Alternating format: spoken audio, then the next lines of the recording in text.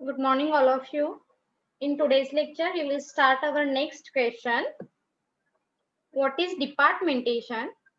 Explain base of departmentation. So departmentation या word वरूनच लक्षात येईल डिपार्टमेंटेशन म्हणजे काय असेल किंवा बेस ऑफ डिपार्टमेंटेशन मध्ये काय असणार आहे.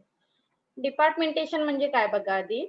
डिपार्टमेंटेशन is a means of dividing the large functional organization into smaller flexible administrative unit.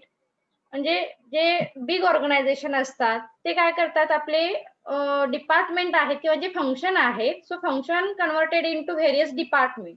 मग प्रत्येक ऑर्गनायझेशनला मार्केटिंग फंक्शन रन करावं लागतं किंवा परचेस फंक्शन असेल, सेल्स फंक्शन आहे. हे ह्या पॉइंट ऑफ व्ह्यूने काय केले जातात, डिपार्टमेंट हे इस्टॅब्लिश केले जातात. और So this is called the departmentation. So departmentation is a means of dividing the larger functional organization into smaller.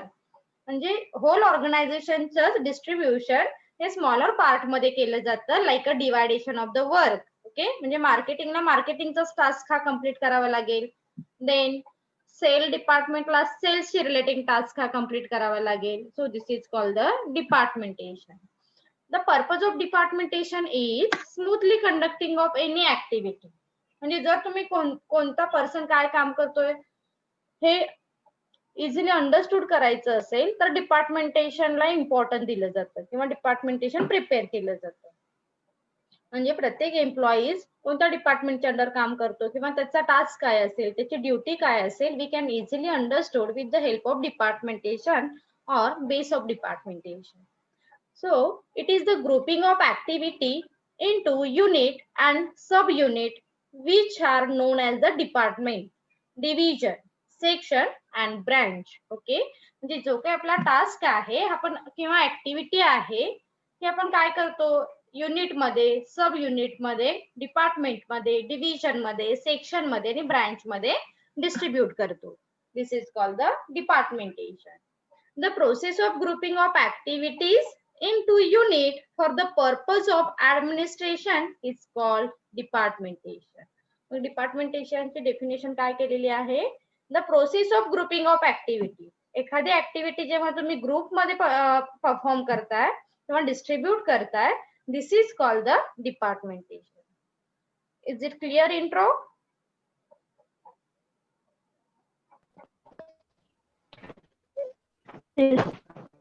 Yes. So डिपार्टमेंटेशनचे काही बेस दिलेले आहेत. Base in the sense we distribute or we prepare various department, okay, for the specific purpose. म्हणजे प्रत्येक डिपार्टमेंटचा purpose हा different असणार आहे. So department bye function, department by sale, department by purchase, then finance, okay, then geographical area. ह्या प्रत्येकाच्या point of व्ह्यूने आपण आता बेस हे लर्न करणार आहोत. सो फर्स्ट पॉइंट आहे departmentation by function. So when department is done on the basic function of organization, okay, म्हणजे organisation मध्ये बेसिक फंक्शन कोणते रन करावे लागतात. फॉर एक्झाम्पल परत दिलेले आहे बघा इथे.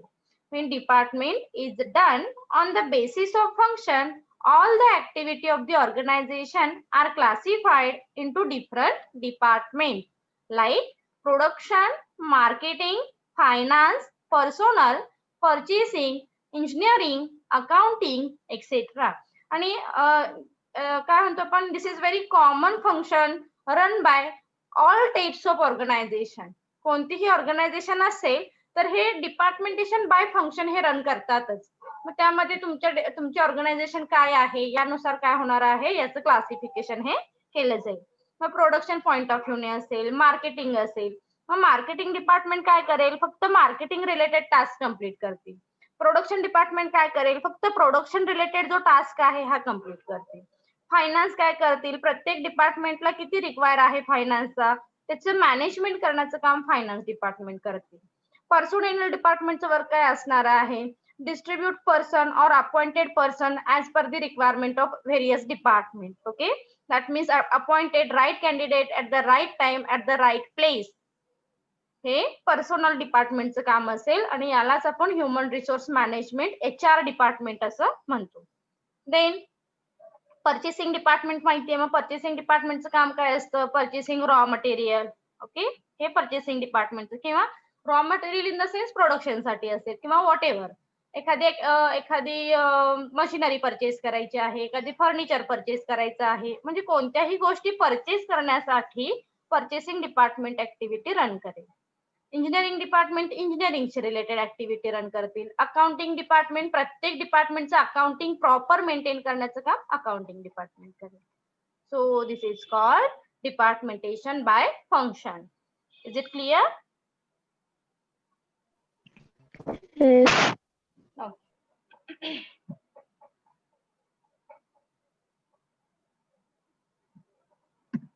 Then next, departmentation by product. Sorry for spelling mistake. Departmentation by product. Then large organization with number of products follow this method of departmentation. तर departmentation by product, manufacturing department जे असतात ते काय करतात, एखादे तुमचं प्रोडक्ट आहे हे वेगवेगळ्या प्रोसेस मधून जर रन होत असेल तर अशा वेळी तुम्ही फक्त सेपरेटली किंवा स्पेसिफिकली डिपार्टमेंट बाय प्रोडक्टला इम्पॉर्टन्स देतात. सॉरी, किंवा for example or one manufacturing company produce mass production or line production or bulk production. म्हणजे तुम्ही तुमच्या ऑर्गनायझेशन मध्ये काय करताय, खूप सारे प्रोडक्शन घेताय, मग त्यामध्ये आपण नेहमी एक्झाम्पल देतो, तो सोप असेल, ऑइल असेल, पेस्ट असेल, डिटर्जंट असेल. तर यासाठी मग तुम्ही सेपरेट जे फंक्शन रन करताय किंवा सेपरेट डिपार्टमेंट जे रन करताय त्या डिपार्टमेंटला काय म्हटलेलं आहे, departmentation by product. Okay, so our department distributed as per the product, म्हणजे तुमचं प्रोडक्ट कोणता आहे याच्यावरती काय केलं जाईल, डिस्ट्रीब्यूट केलं जाईल. So large organization with number of products follow this method of departmentation. All the activities related to each product are grouped separately. This is that is each department because autonomous dealing in the particular product. म्हणजे for example एका प्रोडक्टचं relation आहे दुसऱ्या product सोबत काहीच नाहीये, autonomous म्हणतो आपण त्याला. सो फॉर एक्झाम्पल आता इथे पेस्टचं एक एक्झाम्पल आहे आणि सेपरेट डिपार्टमेंट आहे हे ऑइलचं आहे. ओके, सो ऑइल आणि पेस्टचं काही रिलेशन नाहीये. ऑइल डिपार्टमेंट त्यांचं काम करतील, पेस्ट डिपार्टमेंट त्यांचं वर्क कम्प्लीट करतील. सो असे वेगवेगळे जेव्हा प्रोडक्ट एखादी ऑर्गनायझेशन प्रोड्यूस करते तेव्हा ती कोणतं बेस्ट प्रेफर करणार आहे, departmentation by product. Are you getting my point? Yes, ma'am. Okay, very good. Yes, ma'am. Then next point, geographical area. So departmentation by geographical area. आता इथे geographical area वरून तुमच्या लक्षात येईल, म्हणजे इथे जे क्लासिफिकेशन असणार आहे डिपार्टमेंटचं हे कसं असेल तर जॉग्राफिकल पॉइंट ऑफ व्ह्यू ने असणार आहे. So under this system the activity of the organisation are grouped into different department on the basis of the geographical area. For example, rural area, urban area, semi-urban area, okay, metro city, etc. आणि हे जे काही geographical region आहेत त्यानुसार काय केलं जाणार आहे, हे डिपार्टमेंटेशन क्लासिफाईड केलं जाईल. फॉर एक्झाम्पल ए हे डिपार्टमेंट आहे, ए हे डिपार्टमेंट काय करेल, selling goods and services only urban area.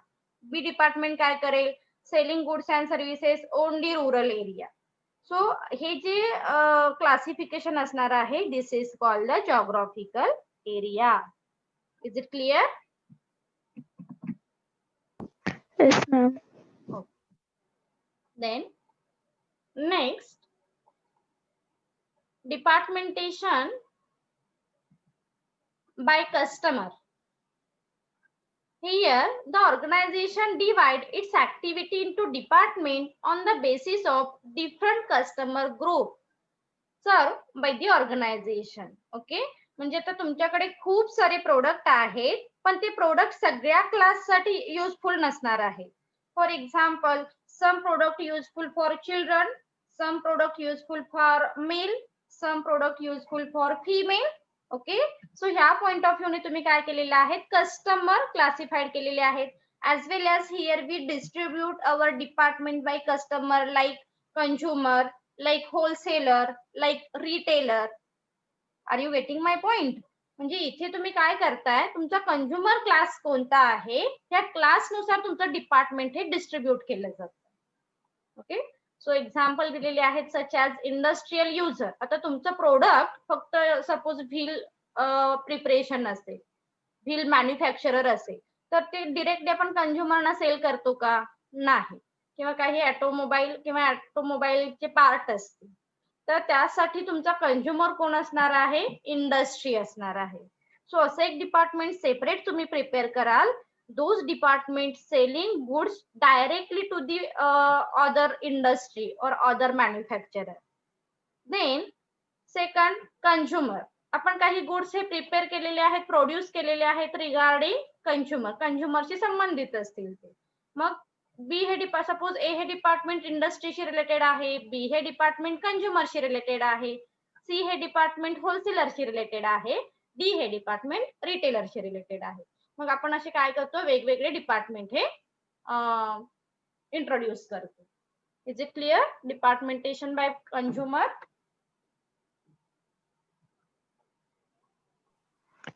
Yes, ma'am. Then departmentation by process. आता हे प्रोसेस वरून तुमच्या लक्षात येईल हे जे फंक्शन आहे किंवा हा जो बेस आहे ती कोणती ऑर्गनायझेशन प्रिपेअर करेल? Specifically manufacturing organisation. कारण तुम्हाला माहिती आहे आता मॅन्युफॅक्चरिंग ऑर्गनायझेशन मध्ये काय होतं, तर बरीच प्रोसेस होते एखाद्या प्रोडक्ट वरती आणि मग फायनल प्रोडक्ट हे प्रिपेअर होतं. Okay, so departmentation by process run by manufacturing organization. So these types of department is found mainly in manufacturing unit. म्हणजे इथे दिलेलं आहे बघा स्पेशली. प्रोसेस डिपार्टमेंट काय आता हे तुमच्या डेफिनेटली काय असणार आहे, नक्कीच तुमच्या प्रोडक्टच्या टाइप्स वरती असणार आहे की त्याच्यावरती कितपत प्रोसेस होते. So basically this is related to the manufacturing unit. Departmentation by process imply the grouping of activity into different department on the basis of process involved in production. आणि प्रोडक्शन मधल्या process किती आहेत? For example raw material फक्त introduce करण्याचं काम किंवा raw material provide करण्याचं काम एक सेपरेट डिपार्टमेंट प्रिपेअर करेल किंवा त्याचं सगळा टास्क हा सपोज एक डिपार्टमेंट प्रिपेअर करेल. देन सेकंड डिपार्टमेंट काय करेल? Only concentrate on work in process. Okay, work in process मध्ये काय करावं लागतं हे सेकंड डिपार्टमेंट वगैरे. थर्ड डिपार्टमेंट फिनिश्ड गुड्सचं आहे. मग फिनिश्ड गुड्स आल्यानंतर परत पुढे पॅकेजिंग डिपार्टमेंट वेगळं असेल, लेबलिंग वेगळं असेल, ऍडव्हर्टायझिंग वेगळं असेल. So this is called the process.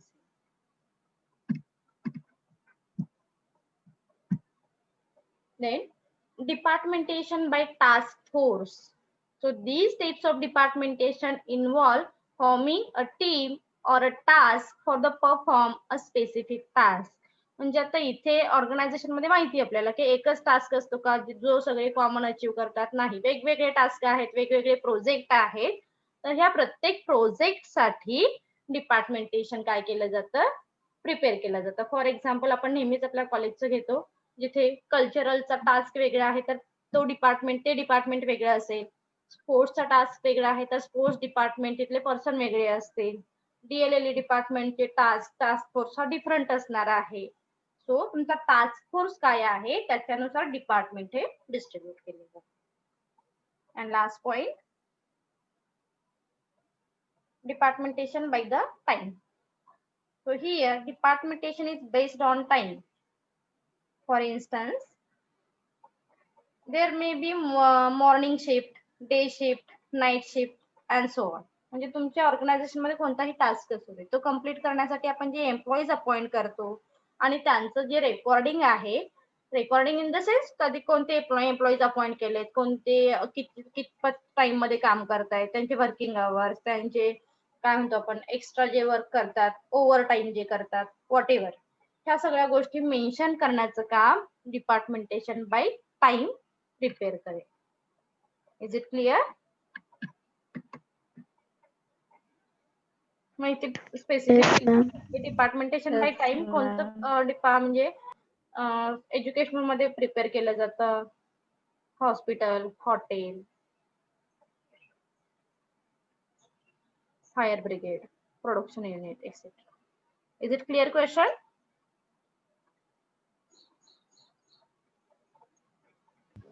Yes, ma'am. Yes, ma'am.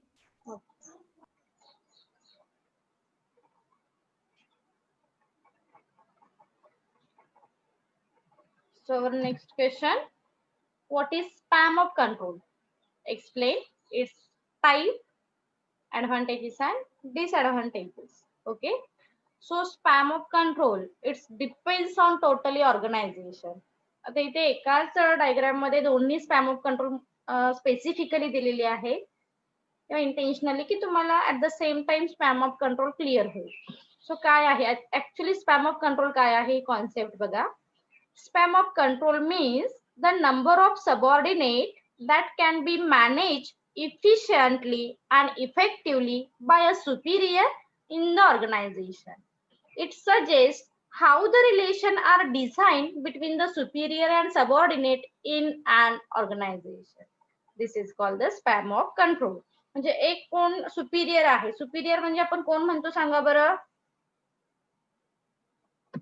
Superior in the sense Superior म्हणजे कोण.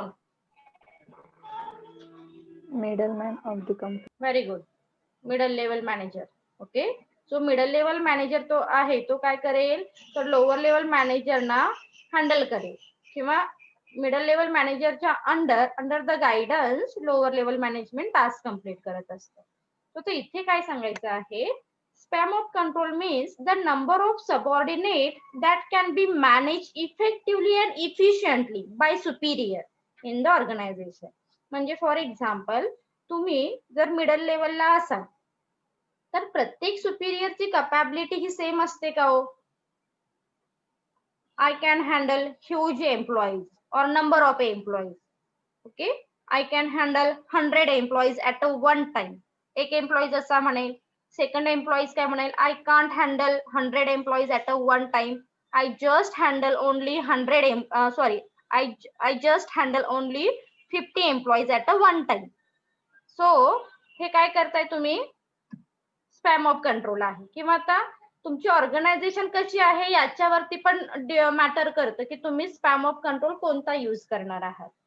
नॅरो स्पॅम ऑफ कंट्रोल और वाईड स्पॅम ऑफ कंट्रोल. आता इथे पहिलं एक्झाम्पल जे दिलेलं आहे हे नॅरो स्पॅम ऑफ कंट्रोलचं आहे. ओके. त्याचे दोन टाइप्स आहेत ते आपण बघू. आधी डायग्राम बघा काय आहे. नॅरो मध्ये काय दिसतोय हा मिडल लेवल मॅनेजर आहे.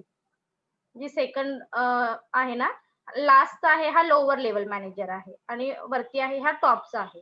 सो टॉप लेवलच्या मॅनेजरच्या अंडर किती पर्सन काम करतायत सुपिरियर 3 आहे. सो 3च्या अंडर इथे 2 एम्प्लॉईज आहेत हे लोअर लेवलचे आहेत. देन सेकंडच्या अंडर अगेन 2 आहेत आणि थर्डच्या अंडर अगेन 2 आहेत. म्हणजे इथे प्रत्येकाने काय घेतलेलं आहे it's very few employees for a handling. Okay. म्हणजे प्रत्येकाला कमीत कमी काय करायचं आहे प्रत्येक एम्प्लॉईज ओनली 2 पर्सनना हँडल करतो. म्हणजे याला काय म्हटलेलं आहे इथे सांगा बरं narrow span of control. Narrow आहे खूप कमी एम्प्लॉईज ते हँडल करतायत बिकॉज स्मॉल ऑर्गनायझेशन. जर स्मॉल ऑर्गनायझेशन असेल तर ठीक आहे तुम्ही narrow span of control use केला तरी चालेल. म्हणजे इथे फारसा काही फरक नाही पडत आहे. पण वाईडर span of control wide span of control मध्ये काय केलं जातं हा जो एक दिसतोय हा आहे मिडल लेवल मॅनेजर म्हणजे सुपिरियर आहे. Here superior control and superior manage at the same time various employees. Okay. So इथे तो एकाच वेळी काय करतोय वेगवेगळ्या एम्प्लॉईजला हँडल करतो. So this is called the wide span of control. Are you getting my point. Yes, ma'am. Yes, ma'am. Good. So तर काय आहे आपण डिटेल बघू. नॅरो स्पॅम ऑफ नॅरो मध्ये लक्षात ठेवायचं जो सुपिरियर आहे superior handle his subordinate only few. Okay. फक्त फ्यू सबऑर्डिनेटला तो हँडल करेल. Narrow span of wide span of control in the sense here superior handle large number of employees at a one time आणि इथे small number of employees at a one time. It's very simple thing but it's depends on scale of organisation. तुमची organisation कशी आहे याच्यावरती तुम्ही काय करताय हे डिसाइड करताय. सो चला आपण आता स्पॅम ऑफ कंट्रोलचे टाइप्स बघू. So span of control is two types. First, narrow span of control. Narrow span of control means a single manager or supervisor oversee few subordinate. हे फ्यू लक्षात ठेवा. Okay, तो काय करतो, फक्त फ्यू सबऑर्डिनेटला मॅनेज करतो आहे. This give rise to a tall organizational structure. Okay, याला मग आता इथे तुम्ही प्रत्येक जण काय करत असेल, आता हे वर्डिंग फार महत्वाचं आहे. टॉल ऑर्गनायझेशन आणि फ्लॅट ऑर्गनायझेशन. टॉल म्हणजे हे वाढत जाणार. आता इथे काय आहे, हा एक मिडल लेवल एम्प्लॉईज आहे. He just handle only 2 employees. Second आहे, he just handle only 2 employees. Third employees आहे, he just handle only 2 employees. म्हणजे इथे जी काही आहे तुमची ऑर्गनायझेशन ही टॉल होती, म्हणजे इन्क्रीज होत जाते. आणि इथे जे आहे वायडर मध्ये दिस इज काय म्हणतात त्याला, फ्लॅट. सो ही आहे, ही फ्लॅट होत चालली वाईड स्पॅन ऑफ कंट्रोल. आणि नॅरो स्पॅन ऑफ कंट्रोल आहे, ही टॉल होत जाते. Are you getting my point? ऑब्जेक्टिव्हला लक्षात ठेवा. Yes, ma'am. टॉल कोणती आहे आणि फ्लॅट कोणती आहे हे लक्षात ठेवा. फ्लॅट आहे ही वाईड स्पॅन ऑफ कंट्रोल आहे आणि नॅरो आहे ही टॉल आहे. Is it clear? Yes. Okay, चल नेक्स्ट. ऍडव्हान्टेजेस दिलेले आहे. नॅरो मध्ये आपलं तुम्हाला तर इंट्रो लक्षात आलं. नॅरो मध्ये काय सांगितलेलं आहे, here Superior manage only few subordinate. Okay, एकच सेंटेन्स लक्षात ठेवा. Narrow span of control means here Superior manage only 2 or few subordinate. मग त्याचे काही ऍडव्हान्टेजेस आहेत. So advantages, close supervision. Close supervision is possible in narrow span of control because here subordinate can control only few employees. म्हणजे आता इथे आपण ज्या diagram मध्ये बघितलं तर तिथे काय सांगितलेलं आहे, फक्त एक सुपिरियर आहे, तो 2च एम्प्लॉईज वरती काय करतोय, कॉन्सन्ट्रेट करतोय. म्हणजे सुपरविजन हे कसं आहे तर क्लोज आहे, पॉसिबल आहे. Okay. Second advantage is close control of subordinate. त्याच्याकडे एम्प्लॉईज हे कमी असल्यामुळे तो काय करू शकतो, ही can easily control his subordinate. त्याच्या सबऑर्डिनेट वरती तो इझिली कंट्रोल करू शकतो. Then fast communication. एम्प्लॉईज कमी आहेत, that is Y he can easily communicate with his subordinate. त्याच्या सबऑर्डिनेट सोबत तो इझिली कम्युनिकेट करू शकतो. खूप सारे असतील तर कम्युनिकेशनला थोडेसे बॅरियर येऊ शकतात, पण नॅरो मध्ये fast communication is possible. Then the manager can supervisor each of his subordinate intimately. म्हणजे इंटिमेशन हे कसं आहे तर पॉसिबल आहे because close supervision, face to face interaction, fast communication हे आपण सांगू शकतो इथे. The nature of work is usually complicated. It's very important. हे लक्षात ठेवा. नॅरोला तुम्ही कधी इम्पॉर्टंट देताय, त्याला काही क्रायटेरिया आहेत म्हणू शकतो आपण, किंवा काही फॅक्टर्स आहेत. ते फॅक्टर जर असतील तर तुम्ही नॅरोला इम्पॉर्टंट द्या. काही फॅक्टर असे आहेत ज्यावेळी तुम्ही वाईडला इम्पॉर्टंट दिलं नो प्रॉब्लेम. सो काय सांगायचं आहे, the nature of work is usually complicated. आपला टास्क आहे हा खूप कॉम्प्लिकेटेड आहे आणि खूप साऱ्या एम्प्लॉईजना आपण डिस्ट्रीब्यूट करून दिलेला आहे. So we can't complete our goals and objective. मग तुम्ही काय करा तर नॅरो स्पॅन ऑफ कंट्रोलला इम्पॉर्टंट द्या. नॅरो असेल तर काय, तुम्ही एखाद्या एम्प्लॉईज वरती काय करू शकता, we can easily control our employees. Okay, we can easily control our subordinate, we can easily supervision. Okay, तुम्ही तुमच्या सबऑर्डिनेट वरती इझिली सुपरविजन हे करू शकता. म्हणजे तुमचा जो कॉम्प्लिकेटेड टास्क आहे हा इझिली कम्प्लीट होईल. कधी, जर तुम्ही नॅरो स्पॅन ऑफ कंट्रोलला इम्पॉर्टंट दिलं किंवा narrow span of control use केला तर. ओके. Then effective communication between the superior and their manager. म्हणजे जसं आपण सांगितल्यावरती की कम्युनिकेशन हे कसं होऊ शकतं तर इफेक्टिव्ह आहे, कारण सबऑर्डिनेट इथे फ्यू आहेत. More layer in the hierarchy of the management. आता हायरार्ची म्हणजे माहिती आपल्याला, आपण लर्न केलेला आहे. Hierarchy in the sense top, middle, lower. आणि इथे काय आहे, टॉल ऑर्गनायझेशन प्रिपेअर होते automatically. because here one superior control only few subordinate. That's why. So more layer in the hierarchy of management. Is it clear advantages? Yes. Yes, ma'am. Good. So disadvantages सुद्धा तुम्हाला काही बघायला मिळतील. First, too much control. खूप control करावा लागतो कारण इथे तुमच्याकडे बाकी काही नाही, एकच टास्क आहे त्याच्यावरतीच कंट्रोल करावा लागतो. सो डिसएडव्हान्टेजेस असेल. Many level of management. इथे तर तुमची हायरार्की काय होते, इन्क्रीज होत चाललेली आहे. So many level of management. High cost. High cost कारण तुम्हाला इथे सुपिरियर बरेच अपॉइंट करावे लागणार आहेत.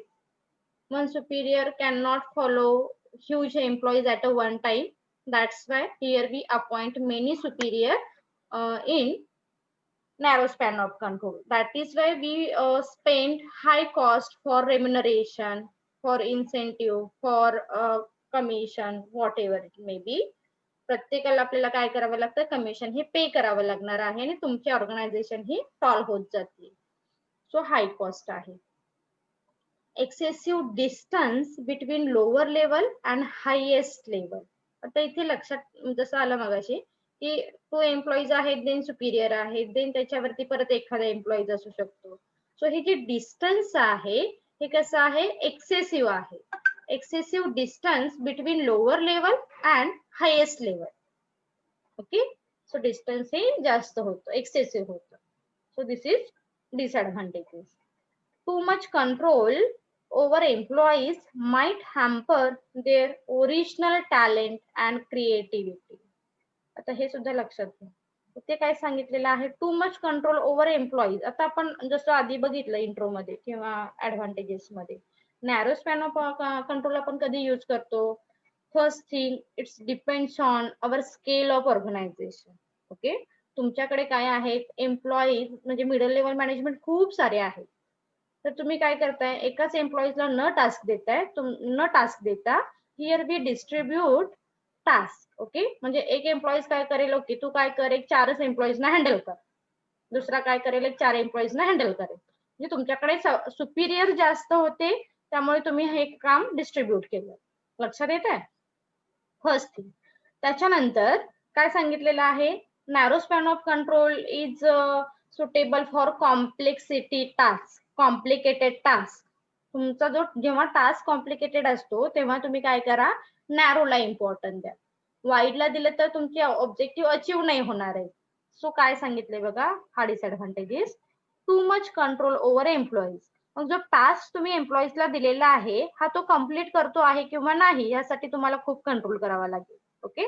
Then might hamper their original talent and activity. आणि त्याचं ओरिजिनल टॅलेंटला बऱ्याच वेळी काय होऊ शकतं, हॅम्पर केलं जाऊ शकतं. And creativity. Is it clear?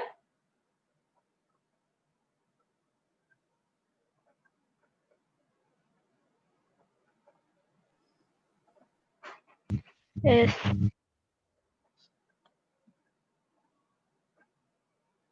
अजून मोठा पॉज घेतला तरी चालेल, खूप वेळ आहे आपल्याकडे. येस नो म्हणाला. हार्डली एकच स्टुडंट सांगतोय, रिप्लाय देतोय, बाकीचे स्टुडंट काय करतायत.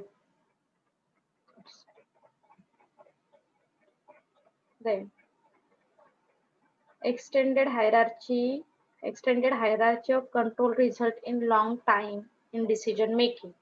तुमची हायरार्ची ही कशी आहे, एक्सटेंड होती आहे, इन्क्रीज होते आहे, टॉल होत चाललेली आहे.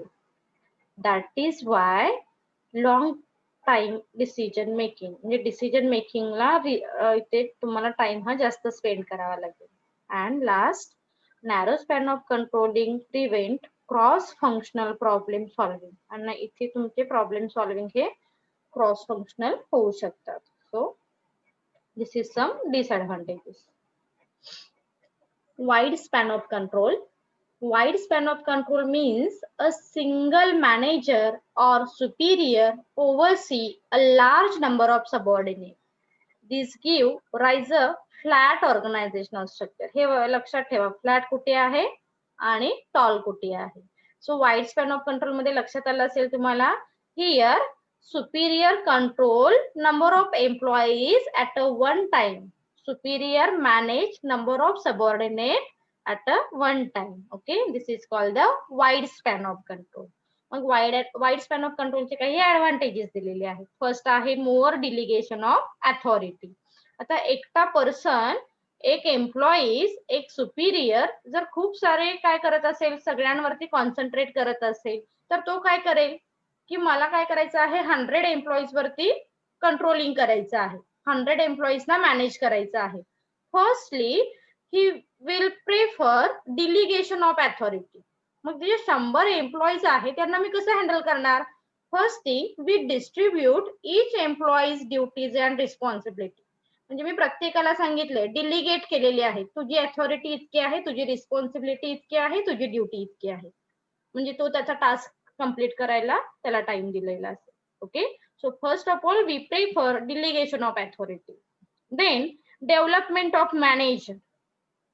आणि तुम्ही काय करू शकता इथे, म्हणजे आता तुम्ही 100 एम्प्लॉईजना आधीच सांगितलं की आपण काय करतोय, हा टास्क कंप्लीट केल्यानंतर जे तुमच्यामध्ये बेस्ट परफॉर्म करतील, we appoint as a manager in next time. तुम्हाला आम्ही काय करू, नेक्स्ट टाइमला मॅनेजर म्हणून अपॉइंट करू शकतो. So wide span of control मध्ये आपण काय करतो, develop of managers. Are you getting my point? Yes. Very Yes. Then clear policy. Policy clear आहे बिकॉज आपण काय करतो इथे, here we firstly distribute duties, responsibility, authority at each employees. प्रत्येक एम्प्लॉईजला आपण त्याचा टास्क हा डिस्ट्रीब्यूट करून दिलेला आहे. सो क्लिअर पॉलिसी, आपली पॉलिसी कशी असेल, क्लिअर असेल. Then in a wide span of control, subordinate are more independent. It's very important thing. इथे तुमचे जे 100 एम्प्लॉईज आहेत हे कोणावरती डिपेंड आहेत का? हो, नाही. त्याला त्याची ड्युटी क्लिअर आहे, त्याची रिस्पॉन्सिबिलिटी क्लिअर आहे, त्याची अथॉरिटी क्लिअर आहे. That is why here said subordinate are more dependent. तो त्याचा टास्क काय करेल, कम्प्लीट करेल. Then fewer layers in the hierarchy of management. फक्त आता लोअर लेवलला 100 आहेत आणि त्याच्यावरती डायरेक्ट एकच सुपिरियर आहे. म्हणजे तुमची हायरार्ची कशी आहे, हायरार्ची लेअर फ्यू आहे, फ्युअर. ओके, खूप सारी हायरार्ची नाहीये, हायरार्ची कमी आहे. Then the nature of work is repetitive. हे लक्षात ठेवा. आता इथे काही तुम्ही कॉम्प्लेक्स टास्क दिलेले नाहीये. The nature of work is repetitive. काही कॉमन पॉइंट आहेत हे लक्षात ठेवा. इथे रिपीटेटिव्ह टास्क असेल वाईड मध्ये, नॅरो मध्ये कॉम्प्लेक्स टास्क असेल. Okay. Then less direct communication between subordinate and manager. Very important thing. इथे तुम्ही 100 एम्प्लॉईज आहेत आणि एक मॅनेजर असेल तर हा काही सारखं कम्युनिकेट करत नाही बसणार आहे. तो काय करेल, तुमची ड्युटी माहितीये, तुम्हाला रिस्पॉन्सिबिलिटी माहितीये, अथॉरिटी माहितीये, you can go and complete our task. Okay, तुम्ही जाऊ शकता. तुमचा टास्क कम्प्लीट केल्यानंतर तुम्ही मला काय करा, तुमचे रिपोर्ट फक्त सबमिट करा. एवढंच सांगितलं जातं वाईड मध्ये. तुमचे प्रॉब्लेम काय आहे, तुम्हाला काही डाऊट आहेत का, मग तुम्हाला काही हेल्प हवी आहे का, नाही. इथे डिरेक्टली सगळ्या गोष्टी काय असणार आहेत, फिक्स असतात. म्हणून लेस डायरेक्ट कम्युनिकेशन हे कमी असणार आहे. Is it clear advantages? Yes, ma'am. Yes, ma'am. Very good, very good. चलो, सो डिसएडव्हान्टेजेस, ओव्हरलोडेड सुपरविजन. आता इथे 100 एम्प्लॉईज नव्हते, मी बोलले की I can control 100 employees at a one time. पण ह्या 100 एम्प्लॉईज वरती प्रॅक्टिकली विचार करा, एका एम्प्लॉईजला ह्या सगळ्यांवरती कॉन्सन्ट्रेट करणे, कंट्रोल करणे, मॅनेज करणं पॉसिबल होतं का? हो, नक्कीच नाहीये. आणि जरी आपण हा टास्क दिला तरी तो कसा असणार आहे, ओव्हरलोडेड असेल. तो कसा असेल, ओव्हरलोड सुपरविजन असेल.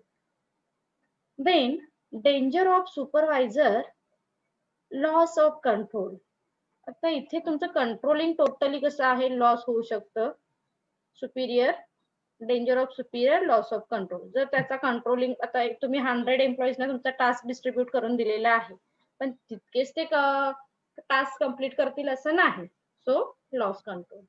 Requirement of highly train managerial personnel. आणि इथे तुम्हाला जे मॅनेजरियल पर्सोनल आहे ते कसे असणार आहेत, रिक्वायर हाय लेवल किंवा high train. That means he can easily handle or he can easily manage huge number of employees. Block in decision making. Block in decision making का? कारण इथे तुमचा टास्क सगळ्यांचा कंप्लीट झाल्याशिवाय तुम्ही डिसिजन नाही घेऊ शकत. That is why. Ineffective management. Effective management होईल असं नाही, because here one employees manage huge or number of employees. That's why. Increase workload on manager. मॅनेजरचा वर्कलोड इथे इन्क्रीज होतो. The role of team member are not clearly define. इथे clearly आता इथे advantages मध्ये जरी सांगितलं असेल तरी हा डिसएडव्हान्टेजेस पण दिसायला बघायला मिळतो. लेस कम्युनिकेशन बिटवीन सुपिरियर